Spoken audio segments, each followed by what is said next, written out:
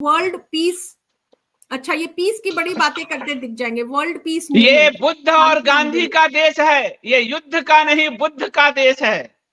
जाके जो एग्जैक्टली, जाके जो सबवर्टिव माइंड पूरी दुनिया में यही कह रहा है कि ये बुद्ध नहीं ये बुद्ध और गांधी का देश है, ये युद्ध का नहीं बुद्ध का देश है, जिसका मैं विरोध करता रहा हूं। देखिए ये बात भी आ गया।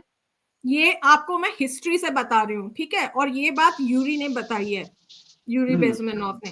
केजीबी का शांति आंदोलन, ये वेपनाइजेशन ऑफ पीस करते हैं। तो वो जो पीस है ना, वो PEACE मत पढ़िए उसको, वो PIECE मतलब टुकड़ों वाला पीस पढ़िए।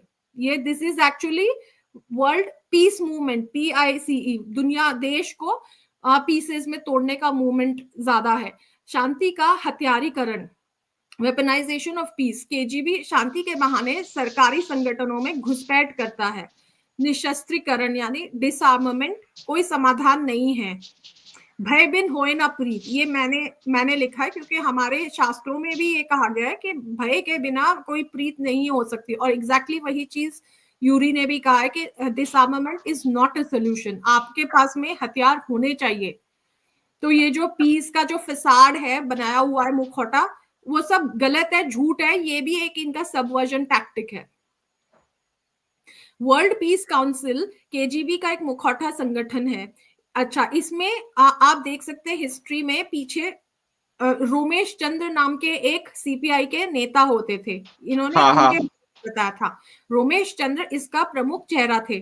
1961 या 62 में 61 या 62 में क्यूबा संकट और भारत चीन युद्ध से पहले एक वर्ल्ड काउंसिल ऑफ पीस का एक सम्मेलन हुआ था मॉस्को में, उन्होंने बताया। तो आप देखिए मॉस्को में सम्मेलन होता है वर्ल्ड पीस काउंसिल, और उसी के बाद में क्यूबा में मिसाइल क्राइसिस होता है, क्यूबा संकट, और भारत चीन युद्ध होता है। देखिए क्या असर हुआ, क्या क्या फायदा हुआ वो वर्ल्ड पीस काउंसिल का?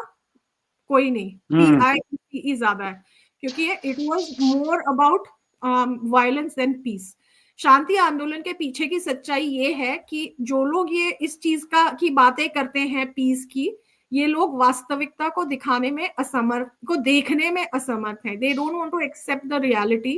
वे स्वयं को नैतिक रूप से बहुत ऊंचा और महत्वपूर्ण मानते हैं, मानो वे ही शांति के एकमात्र संरक्षक हैं। They think that they are the apostles of peace, और बहुत हाई मॉरल ग्राउंड मानते हैं अपने आप को कि हम तो पीस की बात कर रहे हैं।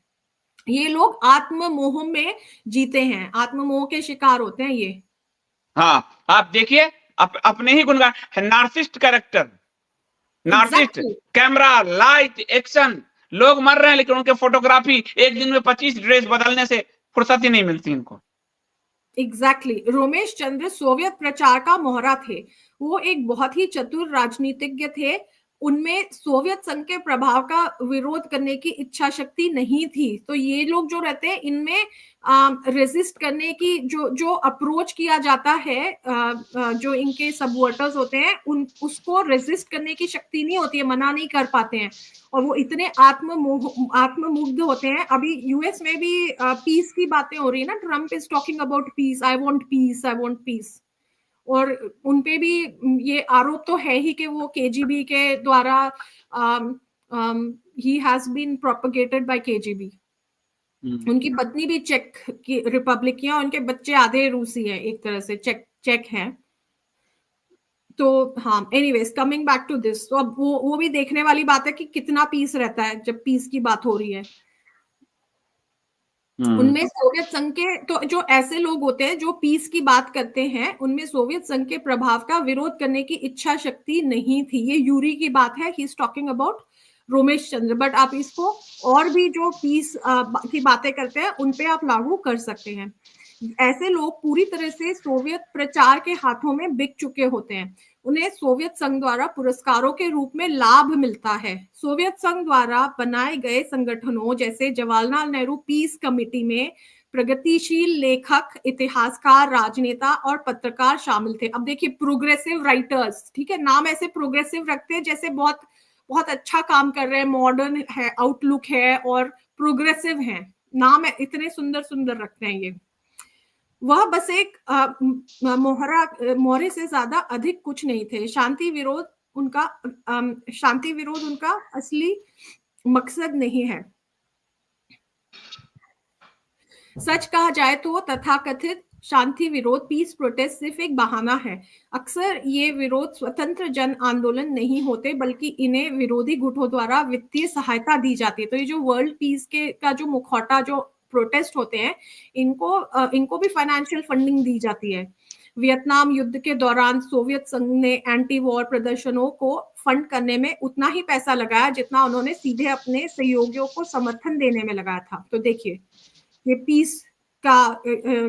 पीस के मूवमेंट की बात है। ये वेपनाइज्ड पीस की रणनीति थी।